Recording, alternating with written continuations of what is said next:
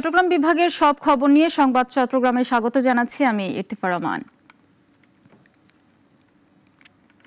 কক্সবাজারের মিয়ানমার সীমান্তবর্তী নাফ নদীতে দাপিয়ে বেড়াচ্ছে বিচ্ছিন্নতাবাদী সংগঠন আরাকান আর্মি। বারবার অপহরণ করছে বাংলাদেশের জেলেদের। সশস্ত্র সদস্যরা লুটে নিচ্ছে তাদের ট্রলার, মাছ ও জাল। গত এক মাসে অপহরণের শিকার হয়েছে ৫৬ জেলে। কক্সবাজার প্রতিনিধি সাইফুল ইসলামের পাঠানো তথ্য ভিডিও চিত্রে রিপোর্ট জানাচ্ছেন শাশ্বতী সরকার। মিয়ানমারের সরকারি বাহিনীর সঙ্গে টানা ১১ মাসের সংঘাতের পর গত বছরের আগস্টে রাখাইনের বাংলাদেশ সীমান্তবর্তী মংডু শহর নিয়ন্ত্রণে নেয় আরাকান আর্মি। এরপর থেকে নাফ নদী ও সাগরে মাছ ধরতে যাওয়া জেলেদের প্রায়ই অস্ত্রের মুখে অপহরণ করছে তারা। বহু বছর ধরে নাফ নদীর ঝুঁকিপূর্ণ সীমান্ত নাইখংদিয়ায় মাছ ধরে আসছে জেলেরা। জান্তা সরকারের সীমান্তরক্ষীরাও কখনো বাধা দেয়নি।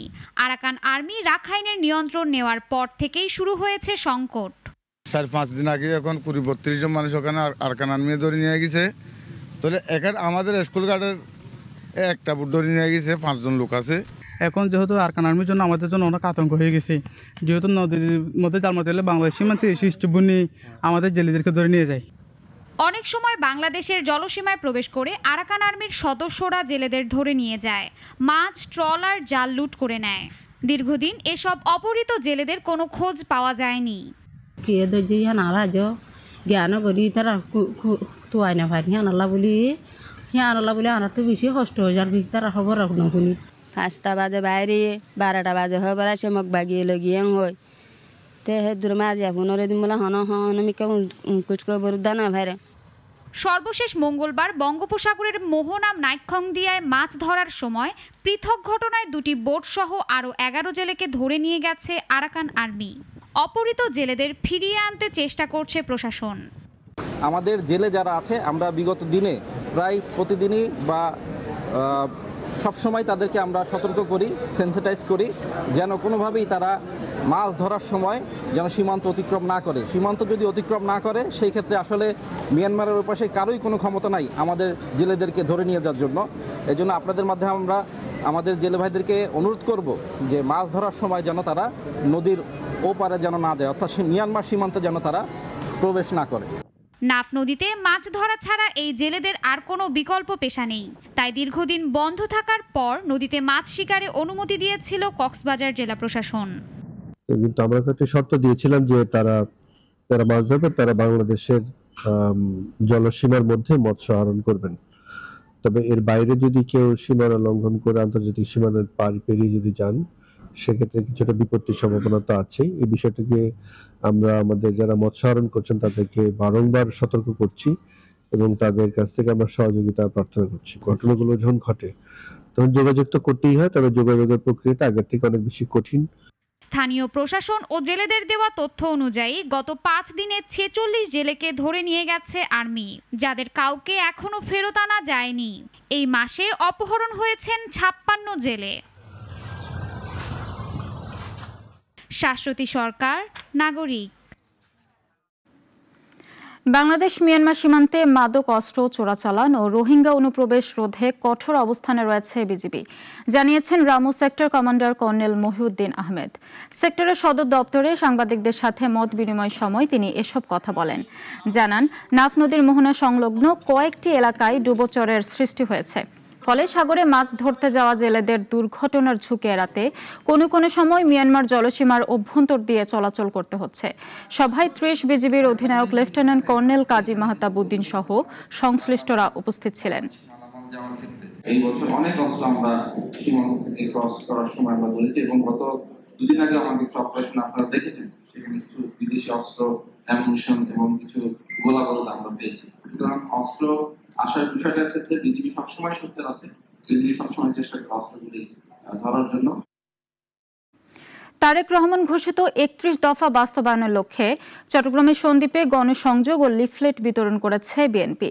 দলের জাতীয় নির্বাহী কমিটির সদস্য ও চট্টগ্রাম 3 আসনের মনোনয়ন প্রত্যাশী মিজানুর রহমান ভূঁইয়া মিল্টনের আয়োজন করে। এ সময় তিনি গণতন্ত্র ও ন্যায় বিচার প্রতিষ্ঠার জন্য সবাইকেই ঐক্যবদ্ধ হয়ে আন্দোলন চালিয়ে যাওয়ার আহ্বান জানান। উপজেলা বিএনপির যুগ্ম আহ্বায়ক ইঞ্জিনিয়ার নাসিরুল কবির, কাউসার আহমেদ সহ স্থানীয় বিএনপি ও অঙ্গ সংগঠনের নেতারা এ সময় উপস্থিত ছিলেন।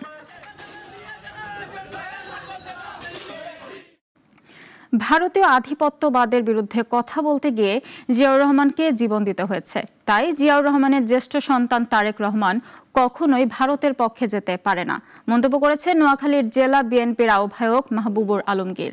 বৃহস্পতিবার জেলার বেগমগঞ্জ উপজেলার চৌরাস্তায় বেগমগঞ্জ উপজেলা বিএনপির সদ্য ঘোষিত আহ্বায়ক কমিটির পরিচিতি সভায় তিনি এসব কথা বলেন। সভায় বেগমগঞ্জ উপজেলা বিএনপির আহ্বায়ক কামাক্ষ চন্দ্র দাসের সভাপতিত্বে ও সদস্য সচিব মাহফুজুল হক আবেদের সঞ্চালনায় বক্তব্য রাখেন জেলা বিএনপির সদস্য সচিব হারুনুর রশিদ আজাদ, যুগ্ম আহ্বায়ক এবিএম জাকারিয়া সহ সংশ্লিষ্টরা। চট্টগ্রাম বিশ্ববিদ্যালয় কেন্দ্রীয় ছাত্র সংসদ চাকসু ও হল সংসদ নির্বাচন অনুষ্ঠিত হবে আগামী 12 অক্টোবর।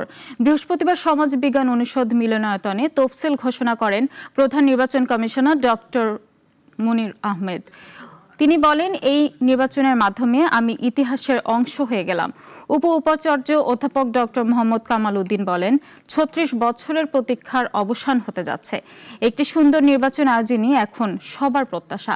তফসিল অনুযায়ী খসড়া ভোটার তালিকা প্রকাশ হবে 1 সেপ্টেম্বর, চূড়ান্ত তালিকা 11 সেপ্টেম্বর, মনোনয়নপত্র বিতরণ হবে 14 থেকে 16 সেপ্টেম্বর, যাচাই 18 সেপ্টেম্বর এবং প্রার্থীদের চূড়ান্ত তালিকা প্রকাশ হবে 25 সেপ্টেম্বর। সমস্ত কিছু আলোচনা করে যে বিষয়টাকে আমরা আজকে সামনে নিয়ে এসেছি সেটি হলো আজকে বৃহস্পতিবার নির্বাচন কমিশনের কার্যালয়, চট্টগ্রাম বিশ্ববিদ্যালয় কেন্দ্রীয় ছাত্র ছাত্রী সংসদ চাকসু ও হল সংসদ নির্বাচন 2025, চট্টগ্রাম বিশ্ববিদ্যালয় নির্বাচনী বিজ্ঞপ্তি নম্বর 1, এটি আমরা প্রথম নির্বাচন।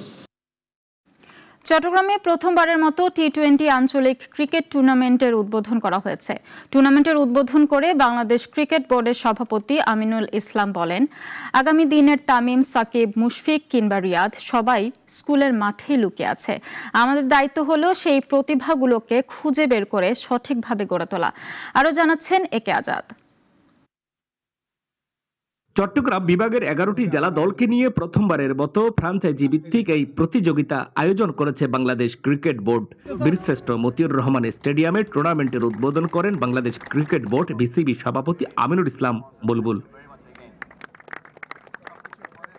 বিসিবি সভাপতি বলেন, নতুন ক্রিকেটার খুঁজে বের করতে আঞ্চলিক ক্রিকেটের কোনো বিকল্প নেই। শুধু ক্রিকেটার নয়, দেশ জুড়ে ক্রিকেট ভক্তও তৈরি হবে উল্লেখ করেন তিনি। প্রত্যেকটা জেলা যেন তার নিজস্ব জেলার যে ক্রিকেট সত্তা আছে সেটা যেন তারা প্রস্ফুটিত করতে পারে।